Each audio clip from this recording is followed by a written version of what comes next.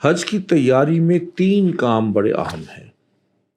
سب سے پہلا کام تو حج کو سیکھیں، اس کی وہ تیاری کے ساتھ سیکھیں، کیا کیا کرنا ہے، کیسے کیسے کرنا ہے، کیا نہیں کرنا۔ ٹھیک ہے، اگر ایک شخص عالم یا عالمہ نہیں ہے تو وہ سارا کچھ تو نہیں جان سکے گا، اس کے لیے وہاں پر بھی ساتھ لوگ ہوتے ہیں بتانے والے، لیکن بنیادی امور جو ہیں، جو اہم ترین ہیں، جو فرائض ہیں، کم سے کم وہ تو سیکھیں۔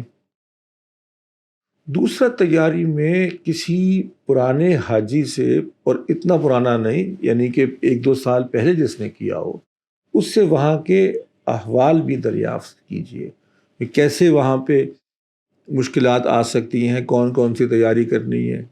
مثال کے طور پہ بہت چھوٹی سی چیز ہے کہ بھئی دھوپ سے کیسے بچنا ہے، جو لوگوں کو دھوپ یا گرمی کی عادت نہ ہو، وہ دیگر چیزیں یہ سیکھیں۔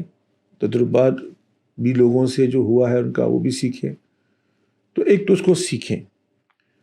دوسرا، اس کی تیاری کے اندر جو ہے وہ سب سے زیادہ میرے خیال میں جو ضروری ہے بہت سے لوگوں کے لیے، وہ پیدل چلنے کی پریکٹس کریں۔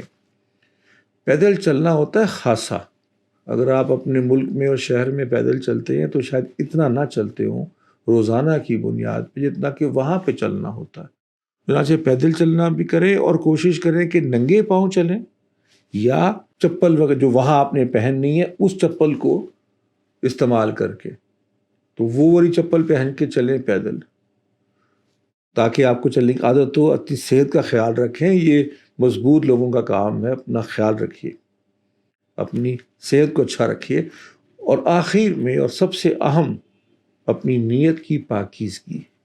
اپنی نیت کی پاکیزگی کی دعا بھی اللہ سے مانگیے، اور نیت کو پاک رکھیے، صرف اللہ کی رضا، صرف اللہ کی محبت، صرف اللہ سے ملاقات کے لیے، اور اللہ کے گھر کی زیارت، ان پاکیزہ نیت کے ساتھ جائیے۔